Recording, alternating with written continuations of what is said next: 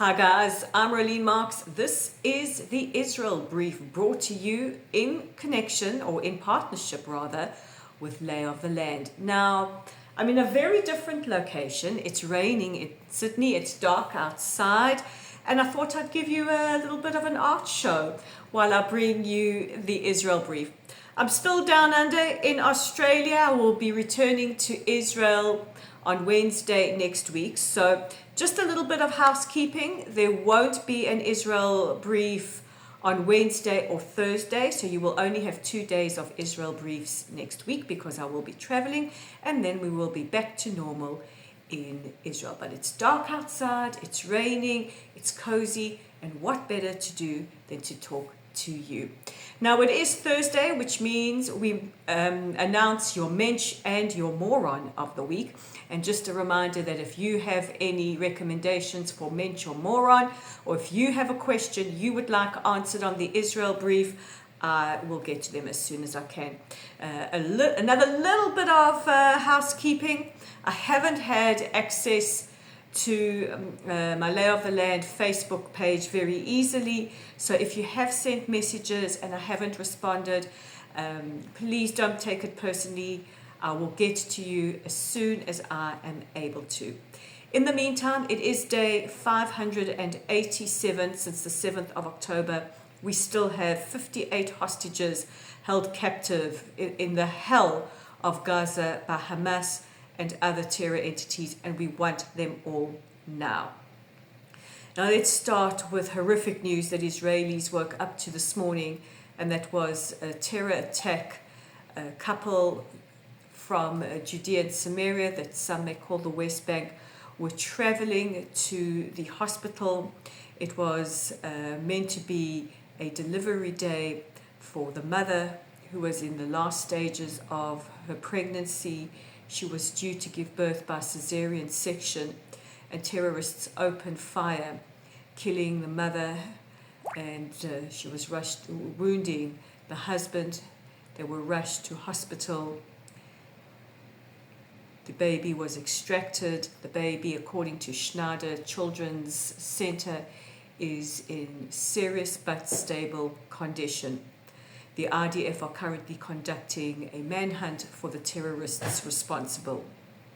The mother was just 30 years old, a mother of 4. Her name is Tse'ela Gez. May her memory be eternally blessed.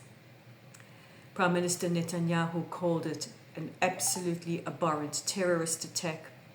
President Herzog called it a spine-chilling, horrific act of terror that shakes us to the core. The world will be silent about this terror attack. The world that condemns us every single day will be silent about this terror attack. But we need all of you to be Tse'ela's voice out to the world, and not to allow them to forget an innocent mother and her unborn baby, victims of today's terror attack. The U.S. Special Envoy to the Middle East, Steve Witkoff, spent 2 hours on a call with Prime Minister Netanyahu. Witkoff was speaking to the Prime Minister, trying to get him, or urging him, to accept the second phase of the ceasefire. Now, the second phase of the ceasefire would eventually include ending a full-scale military campaign. However, Prime Minister Netanyahu is reticent to do this. He does not want to completely end the war. One of Israel's stated military goals is the complete eradication of Hamas. Hamas and U.S. negotiators are also advancing talks, and they are negotiating around phase 2 of the ceasefires, which would see a staggered release of hostages and a gradual de-escalation, but does not compel Israel to formally end the war. So we do have negotiating teams from Israel, from the United States, and from Hamas, all dispatched to Doha in Qatar. Now, speaking of Qatar, President Trump is on an official visit of Gulf countries at the moment. yesterday he was in Saudi Arabia. He is now in Qatar. And addressing these issues, he said October the 7th was one of the worst days in the history of the world. He said Hamas must be dealt with and is going to have to be dealt with. And he said that we are working very hard in Gaza. It is currently a place of death and destruction, and we are going to turn it into a place of freedom. Now, I will tell you that it does take a special set of cojones to be in Qatar and say that to the Qataris, who are still giving asylum or giving a welcome to several Hamas leaders like Khaled Mashal, and also continuing to finance Hamas. So big cojones from the American president. Guys, if my voice sounds a little hoarse, I've just been out to dinner with our wonderful Wheatso woman, and we were all talking very loudly in the restaurant. And finally, the United Nations Security Council will hold a landmark session later today on Resolution 2474, which addresses the return of the remains of individuals held by hostile parties during conflict. Of course, Israel still has 35 deceased hostages whose remains are being held captive by Hamas, including the remains of Hadar Golden, a soldier who fell in combat in 2014's Operation Protective Edge. Now, this is the first such discussion since the 7th of October. It was spearheaded by Israel's ambassador to the United Nations, Danny Danon, who calls it a moral and international demand. And as we keep saying, every Israel brief, until every single one of them is returned home, bring them home now. Hamas must release our hostages now. Those who are still alive, to start that very long rehabilitation process, and those that are deceased, either murdered in captivity, fallen in combat, or killed in combat, like Hadar, or murdered in captivity, they must come home for a decent and dignified burial. So before we announce your mensch and moron of the week, and I've only really got kind of one of each, let's take a look at the audience question. And it comes from Grant in Washington, who says, Rolene, the IDF recovered the remains of Tzvi Feldman in Syria. What about Eli Cohen? Now, this is a question I get asked a lot. What about the remains of Eli Cohen, the infamous Mossad spy who was executed in Syria? His remains unknown. Well, we don't have much information about that. But I would imagine if I was a part of a negotiating team on behalf of Israel, if Syria moves to join the Abraham Accords, I would demand the return of the remains of Eli Cohen and whoever else might still be either captive or be buried in Syria. That would be my demand. So we haven't had any talk about the situation for Eli, but guys, we are a stubborn people filled with hope, and hopefully we see Eli returned soon. So now it's the moment of truth. It's the moment you guys all look so forward to, and that's who is our mensch and who is our moron. I'm going to have a sip of coffee, I don't know about tea. See, I can't even get my teeth back in tonight, guys.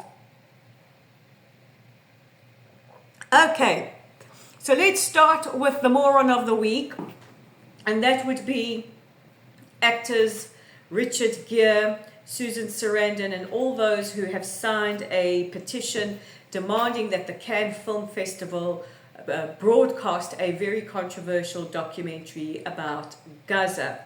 Now, the Cannes committee have not agreed to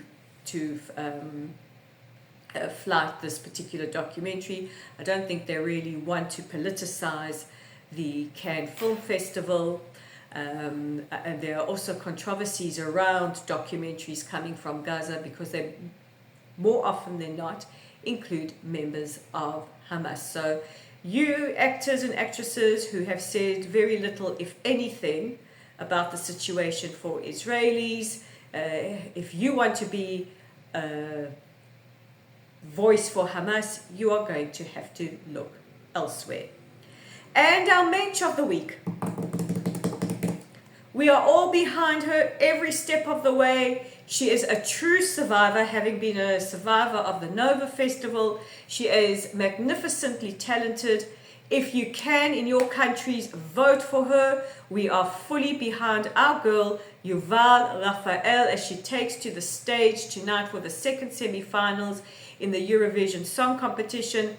She spoke to Kan, the Israeli broadcaster, earlier today. She said she was very, very moved by the audience. She didn't hear any boos, which is completely contradictory to the experience Eden Golan had last year, which was horrific.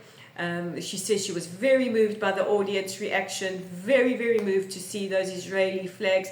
So guys, I know so many of you last year voted for the magnificent Eden Golan. We know our girl Yuval is just as brilliant and talented, and let's show her our love and our support, not by just showing her love, but by voting. And all you have to do is Google the Eurovision official website. All the details about how you vote, when you vote, are all there, and let's help our girl win this competition.